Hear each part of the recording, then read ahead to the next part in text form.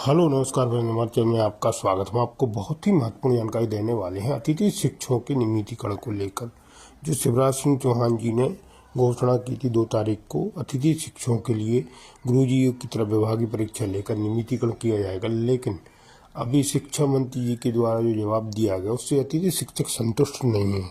वो अतिथि शिक्षकों का कहना है कि सभी को एकजुट होना पड़ेगा, नहीं तो धीरे धीरे करके अतिथि शिक्षक बाहर किए जा रहे हैं और स्कूल ही मर्ज किए जा रहे हैं। तो बहुत से अतिथि शिक्षक बाहर हो जाएंगे, जिसको लेकर एक बड़ा आंदोलन करें ताकि अतिथि शिक्षकों का भविष्य सुरक्षित हो सके। मैं पूरी विस्तार से जानकारी देने वाला हूँ। रविकांत गुप्ता जी का क्या कहना है अतिथि शिक्षकों को लेकर, आप वीडियो में बने रहें। वीडियो पूरा देखें, वीडियो अच्छा लगे तो लाइक और चैनल को सब्सक्राइब कर लें अपडेट पाने के लिए।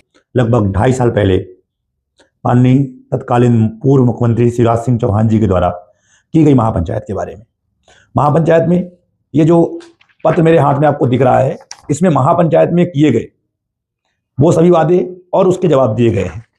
जो अभी तत्कालीन अभी हुए तो विधानसभा जवाब में जो वर्तमान हमारे शिक्षा मंत्री जी हैं उनके द्वारा दिया गया है, और संयुक्त संचालक जो लोक शिक्षण है, ज्वाइंट डायरेक्टर हमारे कामना मैडम, उनके द्वारा ये जवाब बना करके विधानसभा में भेजा गया था।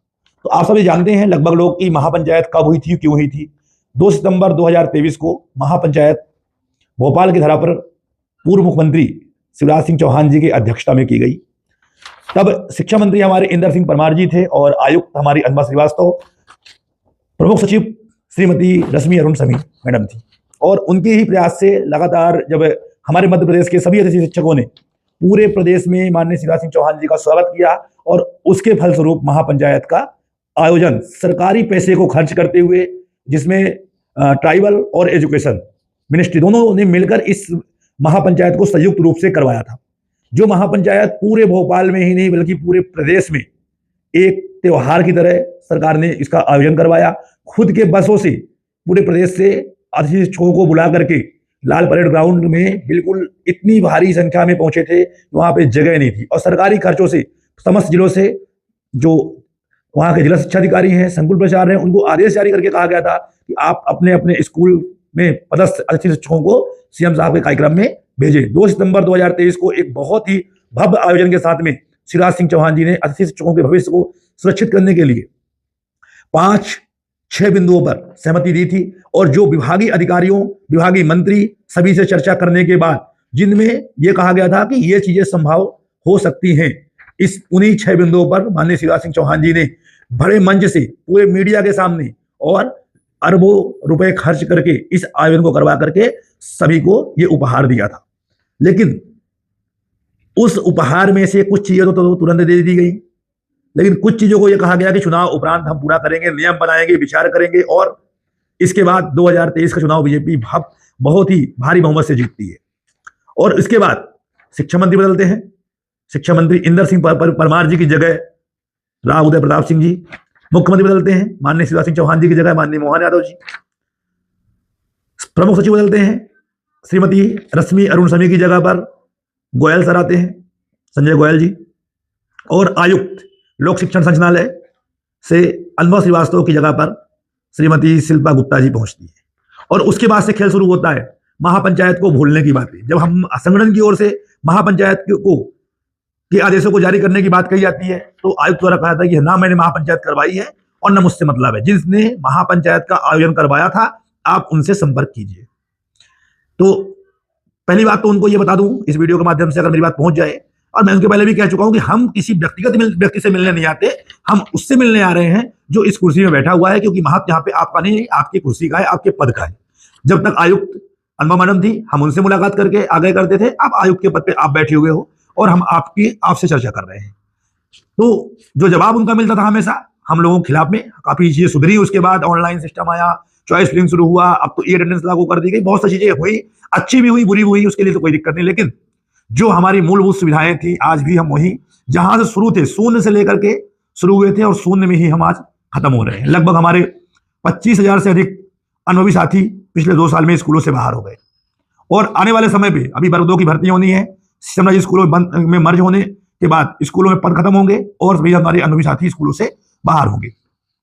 तो पहले तो ये 6 बिंदु आप जानिए कि कौन कौन से हैं और सरकार ने इस पे क्या जवाब दिया है। तो पहले आप इनको ध्यान से क्या सरकार की घोषणाएं थी और उस पर क्या सरकार ने अमल किया है, आप लोग इसे देखिए। ये महापंचायत का जो जवाब है ये विधानसभा में दिए गए हैं। 6 बिंदुओं पे महापंचायत के जवाब विधानसभा में दिए गए हैं। आप सबको मैं बता दूं पहले की घोषणाएं क्या क्या हुई थी। 6 बिंदुओं पे घोषणाएं हुई थी।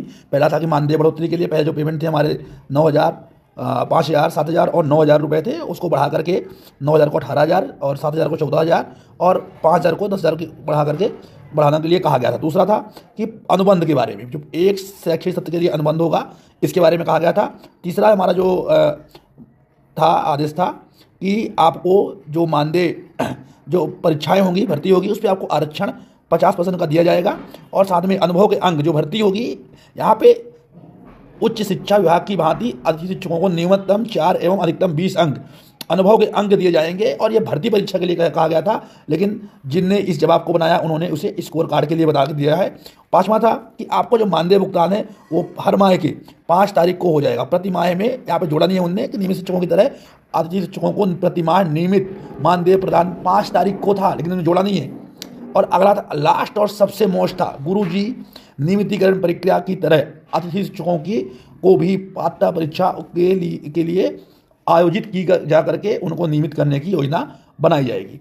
अब इसमें हम जवाब को देखते हैं। पहला जवाब हमारा है, जो पहला हमारा सवाल था कि जो मानदेय भुगतान की बात हो रही थी, तो मानदेय भुगतान के लिए तो 29/9/2023 को ही आदेश जारी कर दिया गया था डीपीआई की ओर से कि इनके जो मानदेय है वो बढ़ करके, मतलब वर्ग 3 को 5,000 से 10,000, वर्ग 2 को 7,000 से 14,000 और वर्ग 1 को 9,000 से 18,000 मिलेगा।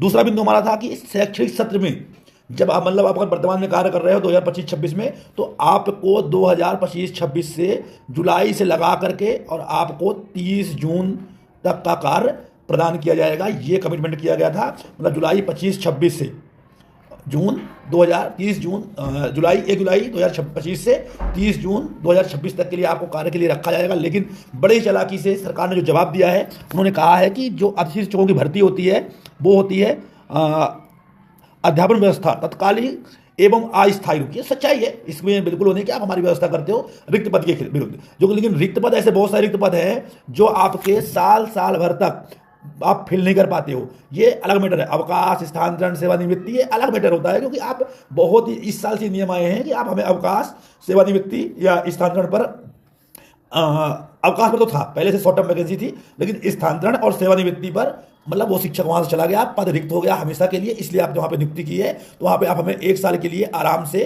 काम दे सकते थे, लेकिन सरकार ने बड़े ही चालाकी से झूठ बोला कि हम इन्हें 1 साल के लिए काम इसलिए दे सकते क्योंकि ये पूरी तरह से अस्थायी, जबकि हमारी नियुक्ति अस्थायी केवल शॉर्ट टर्म पदों पर होती है, और जो लॉन्ग टर्म के पद होते हैं उस पर जब तक नियमित शिक्षक नहीं आ जाता तब तक के लिए हमारी भर्ती होती है। शॉर्ट टर्म में ये फिक्स है कि वहां पर शिक्षक आना ही आना है, भले वो 1 साल बाद आए, 6 महीने बाद आए या 1 महीने में आए, लेकिन लॉन्ग टर्म में शिक्षक कब आएगा इसकी कोई भी गारंटी नहीं होती। इसलिए उन पदों पर हमें 1 साल का अनुबंधित कार्य दिया जा सकता है, लेकिन सरकार ने इसे बड़ी चालाकी से बदल दिया गया। इसके पहले भी सरकार ने बहुत सारे झूठ विधानसभा में बोले हुए हैं।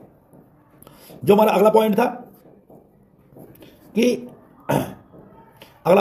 कि भर्ती नियम में आपको आरक्षण जो मिलेगा 50% का, तो वो ठीक है, वो किया जा चुका है, वो हमको वर्ग 2 से मिलना शुरू हो गया आरक्षण का। अब उसमें भी कई नियम बदलने थे, लेकिन आपने मनमानी तरीके से उसे जारी कर दिया। उसमें कई सारे नियम में संशोधन हुआ था। कम से कम अनुभव की अवधि जो है उसे कम से कम आपको 5 वर्ष के लिए करना था, कि जो 5 वर्ष है और कम से कम 500 दिन काम कर चुका हो उसको ही इस अनुभव का लाभ प्रदान करना चाहिए था। लेकिन आपने वही पुराना रोना कर दिया कि 3 साल और 200 दिन।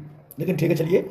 लेकिन अगला जो बिंदु हमारा सबसे महत्वपूर्ण बिंदु था हमारा बोनस अंक। अगर परीक्षा में आप हमें चयन परीक्षा और पात्रता परीक्षा में 4 अंक पर यार और अधिकतम 20 अंक आप दे देते हमें, तो हमारे बहुत सारे साथी इस आरक्षण का लाभ पाते, और जो अनुभवी साथी हमारे हैं उनको इस परीक्षा में मौका मिलता, और उनके स्कोर जो चयन परीक्षा के हैं, जैसे अगर किसी ने 60 नंबर पाया हुआ है और उसे 20 नंबर मिलते तो 80 नंबर लेकर के शायद वो टॉपर होता और उसे कहीं ना कहीं जगह मिल जाती। लेकिन आपने बड़े चालाकी से गवर्नमेंट ने क्या किया कि जो अनुभव के अंक हैं वो आपको जोड़ दिया गया काहे में, स्कोर कार्ड में। जो कि स्कोर कार्ड में कभी भी, स्कोर कार्ड में तो हमारे 50 अंक भी जोड़े गए थे, इसके पहले 25 अंक थे, फिर 25 के बाद भी 20 अंक मिले, और 20 अंक के बाद एक रात के लिए हमें 50 अंक भी प्रदान किए गए थे। ये अटल सत्य है, और कई लोगों के पास इसके स्क्रीनशॉट भी रखे हुए हैं।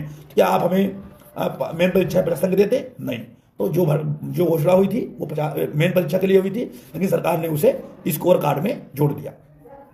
अगली बात कहती है सरकार कि आपका जो मानदेय भुगतान है वो हर महीने नियमित शिक्षकों के बाद नियमित शिक्षकों को 1 या 2 या 3 तारीख तक हर हाल में आप मानदेय भुगतान कर देते हो।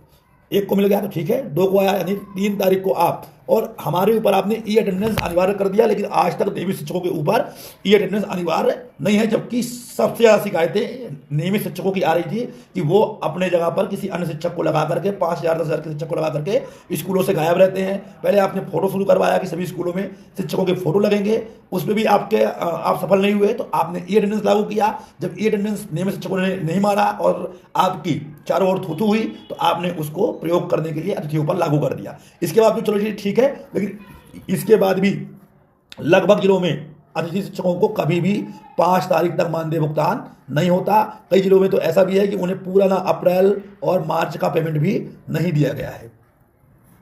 सबसे महत्वपूर्ण जो था हमारा, और कुछ नहीं, हमें और कुछ मत दो आप, हमारा पदस्थाई, ये बिंदु जो 6वां बिंदु था कि आप विभागीय परीक्षा, गुरुजी की विभागीय पात्रता परीक्षा लेकर के हमारे लिए नियमित किए जाने का योजना बनाई जाएगी। ये निश्चित तौर पे शिवराज सिंह चौहान जी ने, और सबसे बड़ी घोषणा, सबसे मेन उपयोगी घोषणा यही हमारे लिए थी। इससे हमारे जो अनुभवी साथी हैं, लगभग जिनकी उम्र आज लगभग 50-55 साल हो गई है, शायद वो आज इसके माध्यम से अपने जीवन में नियमितीकरण पा सकते थे। अभी भी आपके प्रदेश में लगभग प्राइमरी टीचरों के 1 लाख से अधिक पद खाली हैं, और 1 लाख पदों पर अगर आप हमें 30,000 पदों पर भी हमारे लोगों को आप भर्ती कर दें, तो हमारे बहुत सारे जो पुराना वर्ग है वो अंदर हो जाएगा। जो बीएड किए हुए हैं उनको ब्रिज कोर्स, आपने बीएड में के द्वारा प्राथमिक शिक्षा भर्ती की है, तो हमें भी बीएड, हमारे जो साथी बीएड वाले हैं उनको भी आप अंदर कर सकते हैं। तो आपने क्या उसमें बोला कि वर्तमान में पात्रता परीक्षा एवं तदुपरांत चयन परीक्षा के माध्यम से शिक्षकों की भर्ती के बाद प्रावधान है।